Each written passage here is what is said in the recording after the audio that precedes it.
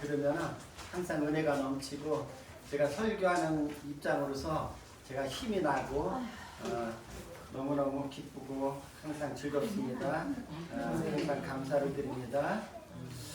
우리 교회에 찬양대가 없었으면 어땠을까? 아이고 너무너무 잘했어요. 올해 들어오면서 제일 잘한 게 찬양대 조직인 것 같습니다. 오늘은 어버이 주일로 다 함께 제목 시작. 효자 효부는 잘 됩니다. 네. 효자 효부는 잘 됩니다. 오늘은 어버이 주일로서 믿지 않는 사람들은 기독교가 조상에게 제사를 안 한다고 불효 종교라고 말들을 합니다. 그렇죠? 세상 사람들은 그 예수쟁이들은 지 부모의 애미도 모르고 제사도 안 지낸다고 불효 종교라고 하는데, 그러나 구약 성경 곳곳에서 효에 대해서 가르치고 말씀하고 있음을 보게 됩니다. 좀 무서울 정도로 이 성경에서는 우리에게 말씀하고 있어요. 출애굽기 20장에 보면 네 부모를 공경하라. 그리하면 네 하나님 여호와가 네게 준 땅에서 네 생명이 길리라. 아멘. 부모를 공경하면 네 생명이 길리라. 맞아. 아멘. 그럼 반대로 얘기하면 부모에게 불효하고 아주 불순종하면은 너는 오래 못 산다, 이 얘기예요. 아멘. 무섭죠? 신명기 27장 16절에도 그의 부모를 경솔히 여기는 자는 저주를 받을 것이라 할 것이요. 아멘.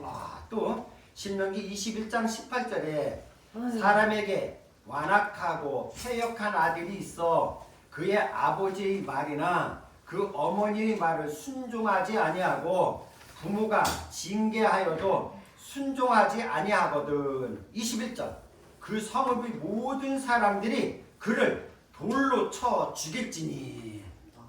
무섭죠? 잠언 30장 17절에도 보면 아비를 조롱하며 어미 순종하기를 싫어하는 자의 눈은 골짜기 까마귀에게 쪼이고.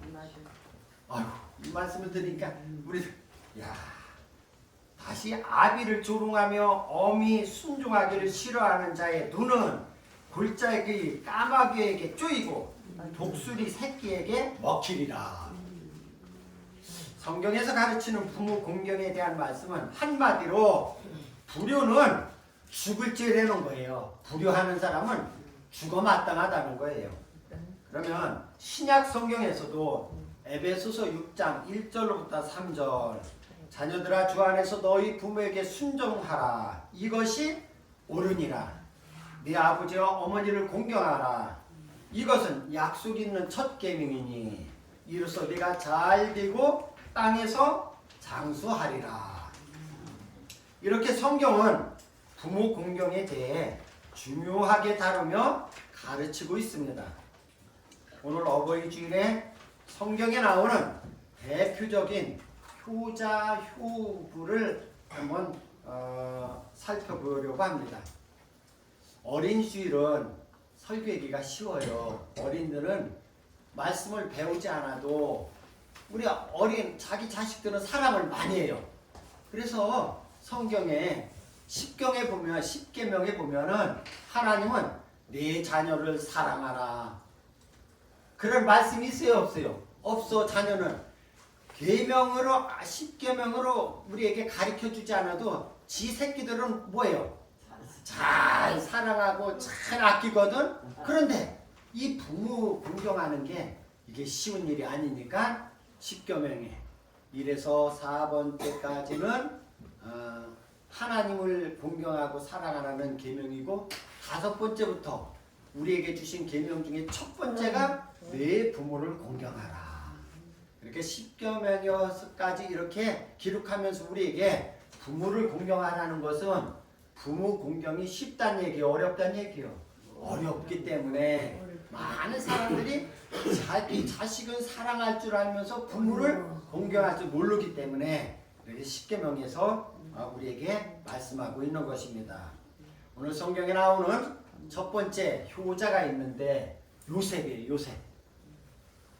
요셉은 야곱의 11번째 아들로서 어린 시절에 어머니가 자기 동생 베냐민을 낳다가 어머니가 그만 죽게 되었어요. 어머니가 없는 요셉은 아버지 야곱의 특별한 사랑을 받으면서 자랐습니다. 어미 없는 불쌍한 아들이니 아버지의 마음이 얼마나 짠했겠어요. 그렇죠? 예. 아버지의 특별한 사랑을 받으며 자라자 다른 10명의 이복 형들이 그 요셉을 구박하고 미워하고 시기하고 아버지 사랑을 독차지하니까 질투하고 이렇게 됐는데, 그러다가 17살 되던 해에 형들의 시기와 미움과 질투로 애굽에 노예로 팔려가는 신세가 되었어요. 그랬던 그가 하나님이 함께 하심과 요셉의 일생을 보니까 감옥에서도 하나님이 함께 하셨고 종살이에는 보디발의 가정에서도 하나님이 함께 하셨고 어디에서든지 요셉과 하나님이 함께 하셨고 하나님이 또한 연단하고 하나님 계획 속에서 요셉을 애굽의 국무총리가 되게 했습니다. 그랬던 그가 국무총리가 되었는데 보세요. 죽은 줄로 알았던 요셉이 아버지와 그 형제들, 특별히 아버지의 노후를 봉양하는 효자가 되었습니다. 할렐루야. 아멘. 야곱으로서는 내 아들이 죽은 줄만 알았는데 창세기에 나중에 보니까 그 죽은 줄만 알았던 요셉이 애굽의 국무총리가 되었고 그 아버지와 그 형제들을 잘 봉양하는 이러한 귀한 효자가 되었던 것입니다. 그 당시 애굽 사람들은 목축업을, 그러니까 가축을 기르는 사람들을 이렇게 아주 천히 여기는 그러한 풍토가 있었어요. 그런데 요셉의 아버지와 형제들은 뭐 하는 사람들이었어요? 목축업을 하는 사람이었어요. 그런데 그 요셉은 부끄러워하지 않냐고 바로 임금에게 아멘. 자기 아버지를 당당하게 소개를 하는 거예요. 아멘. 우리 아버지는 이렇게 양을 키우고 소를 키우고 우리 형들도 이렇게 키우는 사람이라고 이렇게 소개를 합니다. 우리 아버님, 어머님 세대, 할아버지, 할머니 세대는 여러 가지 환경이 여의치 못한 세대였어요. 굉장히 일제의 치하 속에서 이렇게 살았고 또 6.25 동란을 겪으면서 살면서 우리의 부모님들은 많은 어른들은 학교 문턱에도 가보지 못한 부모님들이 많이 계셨어요. 그렇죠? 그런데 못된 자식들은 우리 아버지 어머니가 한글을 모른다고 은문도 모른다고 창피하고 부끄러워하는 못된 자식들도 간혹 있었는데 오늘 요셉은 그렇지 않았고 형제들과도 화목하게 지내면서 그 아버지를 잘 봉양했던 효자 아들이었습니다. 부모에게 최고의 효대는 무엇일까요? 여러분들은 다 이제 부모님이잖아요. 자식들이 최고 나에게 효도하는 것은 바로 형제간에 우애 있게 살고, 그렇죠? 서로 돕고 이끌어주며 서로 용서하며 사는 것입니다. 요셉의 형들은 과거에 요셉에게 정말 돌이키기 어려운 못된 짓을 했습니다. 동생을 나올 수 없는 구덩이에 넣고 죽이려 하다가 애굽의 상인들에게 노예로 팔아버렸어요. 요셉의 입장에서 보면은 요셉이 인간적인 생각으로 해보면 어떻게 그 고통을 잊을 수가 있으며 어떻게 그 형들을 못된 형들을 용서할 수 있겠습니까? 그렇죠? 네. 그런데 요셉은 그들을 용서를 합니다. 창세기 45장 5절에 보면 당신들이 나를 이곳에 팔았으므로 근심하지 마소서, 한탄하지 마소서. 이게 언제 했냐 얘기냐면은 자기네들이 아버지가 살던 그 고향은 가뭄이 들었으니까 이 애굽 땅에는 풍작을 이뤘어. 그러니까 자기네 먹을 게 없으니까 그 애굽 땅에 와서 그 국무총리 앞에서 조아리고 곡식을 사러 와서 이렇게 이제 곡식을 사러 와서 결국은 이제 그때서 자초지종을 다 얘기할 수는 없는데 요셉이 그 자기의 형들인 것을 알고 형들은 자기 동생이 국무총리가 된 것을 봤어요. 그렇다면 형들은 어떤 생각을 했을까요? 아이고 이제 우리는 다 죽었다. 왜? 13년 전에 자기 동생을 죽이려고 했고 죽이려다가 결국 노예로 팔아먹은 사람이 지금 국무총리로 앉아 있으니까 이제 우리는 죽었다 생각하고 있는데 요셉이 다시 한번 창세기 45장 5절 당신들이 나를 이곳에 팔았으므로 근심하지 마소서, 한탄하지 마소서, 후회하지 마소서. 그 소리요. 하나님이 생명을 구원하시려고 하나님이 우리의 가문과 여러분들과 우리 아버지와 당신들을 구원하려고 살리려고 나를 당신들 앞서 하나님께서 나를 이곳에 보내셨나이다. 얼마나 요셉의 마음이 넓은지. 만약에 여러분들 봐요. 형제지간에 물질 문제로 또 유산 문제로 서로 불화 관계가 있다면 그런 모습을 보는 부모의 마음은 어떨까요? 마음이 찢어지겠죠? 부모 앞에서 최고의 효도는 형제가 서로 사랑하고 용서하는 것입니다. 아멘. 예.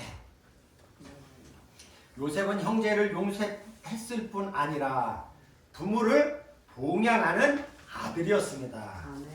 창세기 47장 12절에 보면 또 그의 아버지와 그의 형들과 그의 아버지 온 집에 그 식구를 따라 먹을 것을 주어 봉양하였더라. 그 아버지를 그 고센 땅으로 옮겨가지고 그 좋은 땅에서 농사를 짓고 살게 하면서 그 필요에 따라 모든 것을 공급해 주면서 아버지와 그 형제들을 봉양하였더라. 잘 공경하였다는 얘기입니다. 요셉의 이런 효도의 결과 애굽왕이 그를 인정했고 그를 신임했어요. 그래서 이제 야곱을 자기 아버지를 그 가까운 곳에 모셔놓고 살다가 야곱이 돌아가셨어요. 그 요셉의 아버지가 돌아가셨는데 얼마나 그 장례를 거창하게 지냈냐면은 의원들에게 자기 아버지의 시신을 이렇게 의원들에게 처리하는, 그러니까 그 약품을 넣고 그 모든 염하고 이런 기간이 40일이 걸렸대요. 야, 우리는 염하는 시간이 보통 한 2시간 안 걸리잖아요. 40일 동안에 아버지의 시신에 향품을 넣어가면서 잘 시신을 처리했고, 그 다음에 애굽 사람들이 70일 동안 곡하였더라라고 창세기 50장에 기록되어 있어요. 그러니까 요셉이 그만큼 정치를 잘했고 부모를, 아버지를 잘 봉양하니까 애굽에서도 이렇게 그 야곱의 시신을 오랫동안 의원들을 통해서 처리하게 하고 70일 동안 곡하였더라 했던 것입니다. 요셉도 애굽에서 110세를 살다가 그가 죽을 때에 애굽의 온 나라가 그를 애도하였습니다. 효자는 반드시 잘 되고 복을 받게 됩니다. 우리 하늘소망교회 성도들이, 자녀들도 모두가 효자가 되기를 축복합니다. 그러면 부모는 영광을 받고 공경을 받고 봉양을 받는 것이고, 그 아들은, 그 효자 아들은 복을 받아서 그가 땅에서 잘 되고 장수하는 복을 받게 되는 것입니다. 두 번째는 야곱의 요셉은 11번째 아들이고 4번째 아들 유다 이야기를 해드리겠습니다. 야곱의 4번째 아들 유다는 아버지의 마음을 헤아리는 효자예요. 여러분들 자식들이 많아도 그전 어른들은 보통 5, 6, 7, 8, 9, 10, 11, 12도 막 났어. 그럼 그 많은 자식들 중에서 가장 마음에 드는 아들이 있어. 마음에 드는 딸이 있어. 그렇죠. 어떤 아들, 딸이 마음에 들어요? 많이 따르 돈 많이 내 마음을 잘 알아주고. 예. 우리 박장로님 것다 그냥 하시네. 딸들이 내 마음을 이렇게 알아주면은 그동안에 일하고 힘들고 여러 가지 이렇게 삶을 살다 보면 어려운 일들이 많잖아요. 그러면 그 스트레스 받은 게 딸이 아주 알아주고 하면은 그냥 눈 녹듯이 봄눈 녹듯이 싹 늘어지는 거예요. 아멘. 풀어지는 거예요. 아멘. 일이 원래 많으셔서 그래 저는 너무너무 감사한 거는 그 따님들이 몇 달에 한 번씩 이렇게 엄마 아빠 힘든데 고생한다고 풀어주는 거예요. 야 오늘 유다도 그 아버지 야곱의 마음을 잘 헤아리는 아들이었어요. 그는 자기 동생 요셉이 국무총리인 줄도 모르고 애굽의 곡식을 사려고 갔을 때에 참 그 국무총리인 요셉이 그 베냐민의 자루 속에 금잔을 딱 거기다 넣었잖아요. 잔을 넣어놓고 다시 군인들을 추격해가지고 내 잔을 훔쳐간 놈을 잡아는 보니까 누구 그 곡식 속에 잔이 들어가 있어. 베냐민 속에 일부러 베냐민 자루 속에 일부러 넣은 거요. 그 요셉은 그 형제들이 지금도 그렇게 만포제기가 삐뚤어졌나 지금도 그런가 시험하기 위해서 그 요셉이 친동생 그러니까 요셉은 배가 4배요. 엄마가 4인데 라헬이 난 사람이 요셉과 베냐민이요. 그러니까 그 베냐민 그 자루 속에다 그 잔을 딱 넣고선 내 동생을 이렇게 이제 인질로 잡으면 어떤 반응이 나오나 보기 위해서 했겠죠? 그랬는데 유다가 나서서 막내를 위해서 애원을 합니다. 국무총리에게 요셉에게 창세기 44장 30절로부터 31절 아버지의 생명과 아이의 생명이 서로 하나로 묶여 있거늘 봐요. 이게 무슨 얘기냐면 아버지 야고보의 생명과 동생 베냐민의 생명이 하나로 묶여 있다는 거예요. 왜? 네, 다시 조금 이따 설명해 드릴게요. 이제 내가 주의 종 우리 아버지에게 돌아갈 때에 아이가 베냐민이 우리와 함께 가지 아니하면 아버지가 아이 없음을 보고 죽으리니 이같이 되면 주의 종들이 주의 종 우리 아버지가 흰머리로 슬퍼하며 스울로 내려가게 함이니이다. 베냐민의 생명과 아버지의 생명이 하나로 묶였다는 것은 너는 내 생명과 같다는 거예요. 그런데 그렇게 끔찍히 여기는 그 아들을 여기에 인질로 묶여놓고 우리만 가면은 우리 아버지는 돌아가십니다 하면서 유다가 그 국무총리 애굽의 국무총리에게 하소연을 하는 겁니다. 유다는 자기들이 요셉을 노예로 팔고는 아버지에게는 죽였다고 속인 문제로 아버지가 겪었던 그 고통과 그 마음 아파하는 것을 다 보았어요. 아버지가 그 13년 전에 요셉이 그 국무총리의 자리에 있는 그 요셉이 죽은 줄로만 알았던 야곱이 늘 식음을 전폐하면서 이렇게 고통을 당했던 아버지를 알았어. 그렇기 때문에 그 유다는 오늘 만약에 베냐민을 데리고 가지 못하면 우리 아버지가 그러한 고통을 또 당할 것을 알기 때문에 유다가 그렇게 국무총리에게 하소연한 겁니다. 그러기에 아버지와 동생 베냐민을 위해서라면 자기가 노예가 되어도 좋다는 생각을 가지고 국무총리에게 하소연하는 겁니다. 창세기 44장 33절 이제 주의 종으로 그 아이를 대신하여 머물러 있어 내가 인질로 잡히겠으니 내 주의 종이 되게 하시고 그 아이는 그의 형제들과 함께 아버지에게 올려 보내소서. 아멘. 그 야곱 아버지가 받을 고통과 그 스트레스와 그 엄청난 고통을 생각하면서 내가 여기에서 인질로 묶여 있을 테니까 내 동생을 아버지에게 보내주소서 하고 하소연하는 거예요. 이런 아버지를 위하는 효도의 결과 하나님은 야곱의 장자권을 유다에게 줍니다. 이스라엘은 우리나라도 마찬가지죠. 장자에게 지금은 이제 그 전부 다 하나 둘 나는 시대이기 때문에 유산을 상속할 때 장자에게 반을 떼어주고 그 나머지 가지고 또 차자들에게 나누어줬는데 이만큼 장자에게 이스라엘은 이렇게 큰 축복권을 주었는데 네 번째 아들이었지만은 아버지를 위하는 아버지의 마음을 헤아리는 그 유다에게 하나님께서는 장자권을 그에게 주었어요.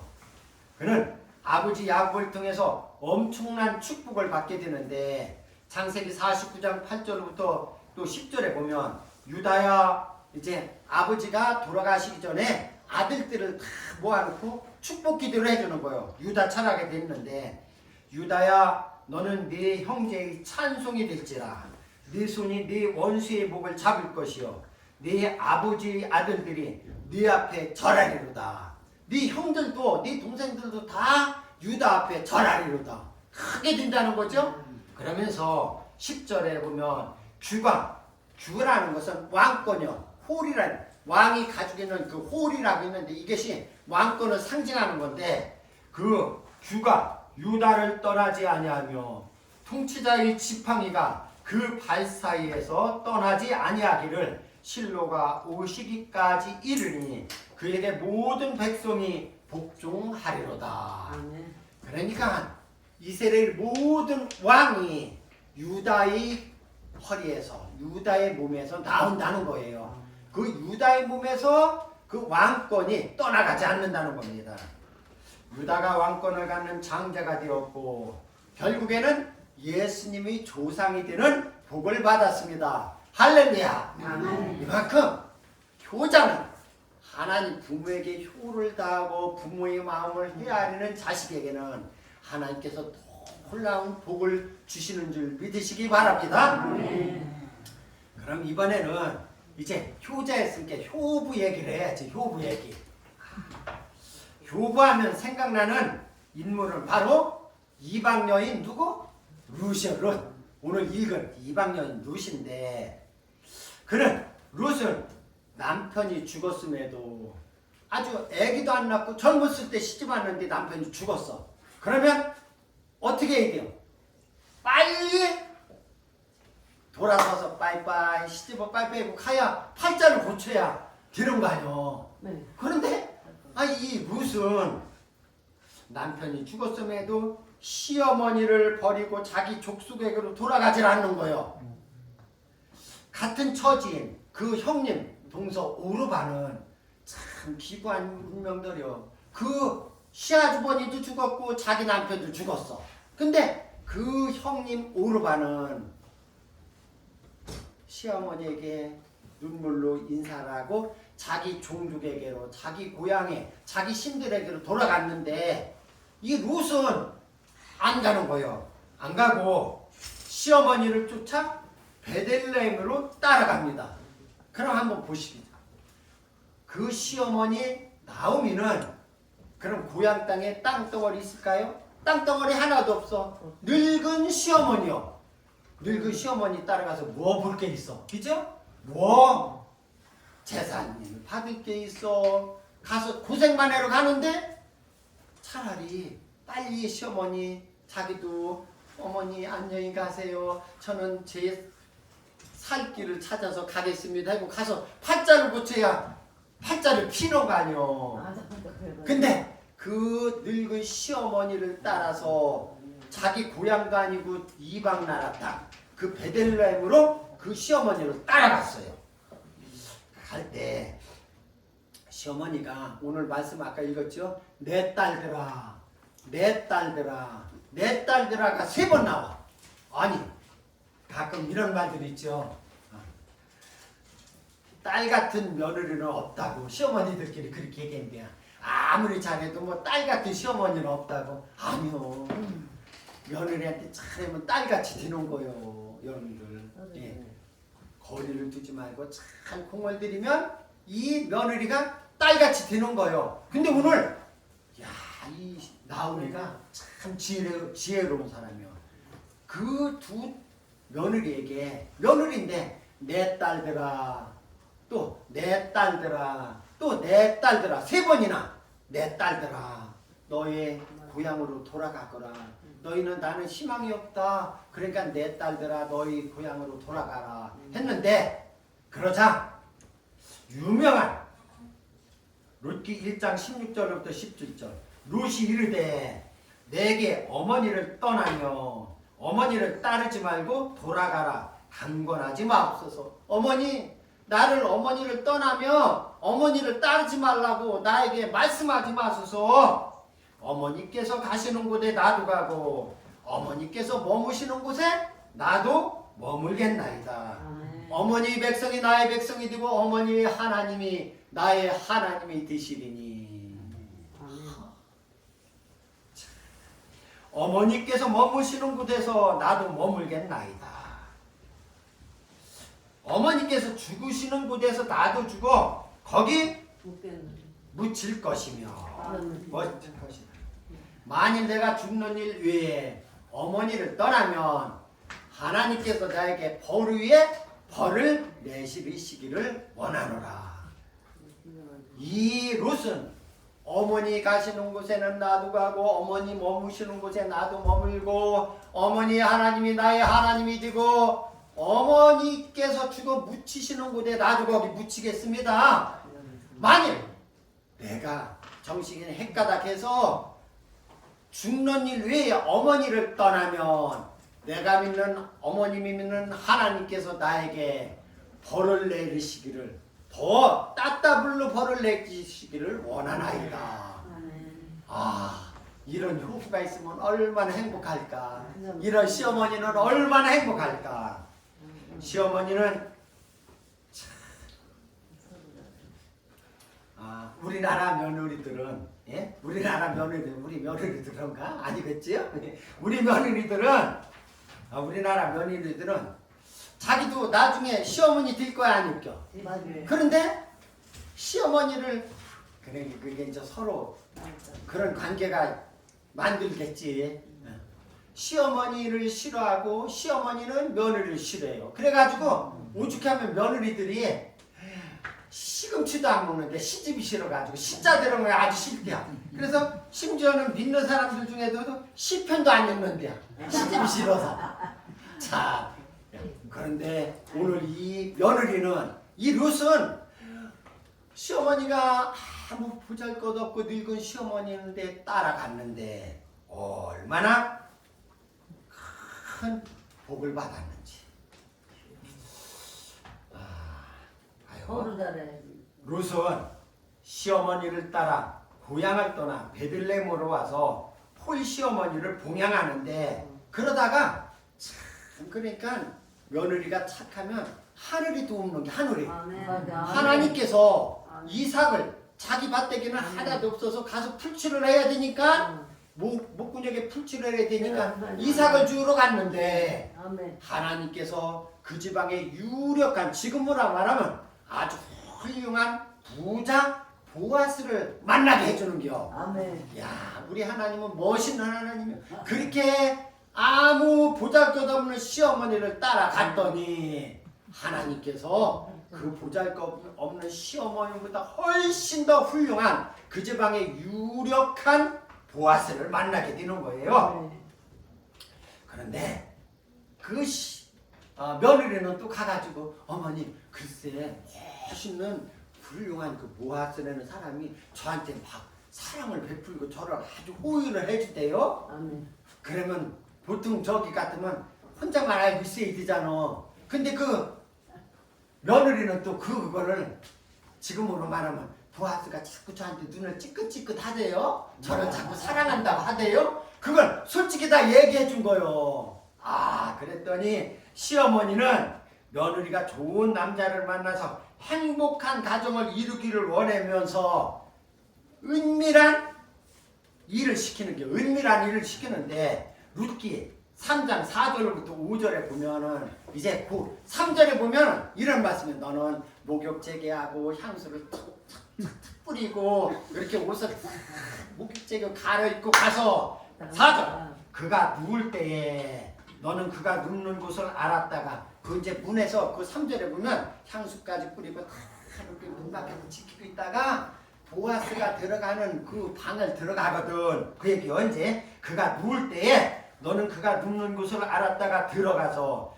그의 발치 이불을 들고 거기 누우라. 그가 네 할 일을 네게 알게 하리라 하니 룻이 시어머니에게 이르되 어머니의 말씀대로 내가 다 행하리이다 하니라. 알았어요 어머니 저는 그렇게 할게요 하고 그래서 그날에는 역사가 안 이루어졌어. 그것도 이거는 불륜이요. 그때 그렇게 되면은 하나님께서 정당한 방법으로 보아스의 정식 아내가 되는 이러한 일을 만들어 주셨어.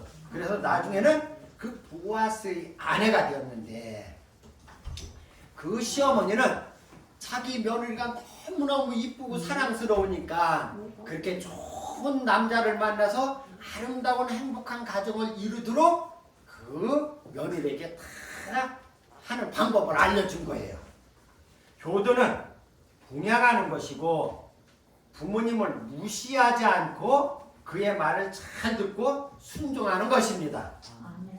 룻은 시어머니의 도움으로 보아스의 부인이 되어 아들을 낳았는데 그가 오벳이요. 오벳. 근데 오벳은 또 아들을 낳았는데 그 이름이 이세요. 또 이세는 다시 결혼해서 아들을 낳았는데 그 아들이 바로 누구라고? 다윗왕이요. 그러니까 그 늙은 시어머니 아무 보잘것없던 시어머니를 따라가서 시어머니를 잘 봉양하였더니 다윗왕이 증조할머니가 되는 왕가의 다윗왕이 증조할머니가 되었다니 얼마나 큰 축복을 받았는지 모릅니다. 효자 효부는 잘 됩니다. 오늘 효자 효부는 잘 됩니다. 사랑하는 당정 하늘수만교회 성도 여러분, 여러분의 자녀 손주들이 효자 효부가 되어 요셉과 유다와 룻과 같이 가문을 빛내고 하나님께 큰 복을 받는 가정들이 되시기를 주님의 이름으로 축복합니다.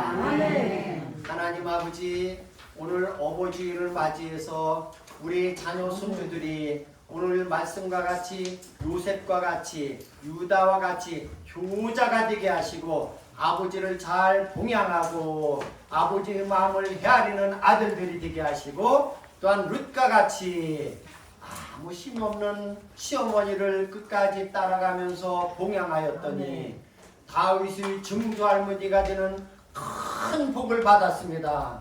사랑하는 우리 하늘소망교회 성도의 모든 자녀들이 가정들마다 이러한 효자 효부가 되어서 하나님께서 허락하신 놀라운 축복받는 가정들 되게 하여 주시옵소서.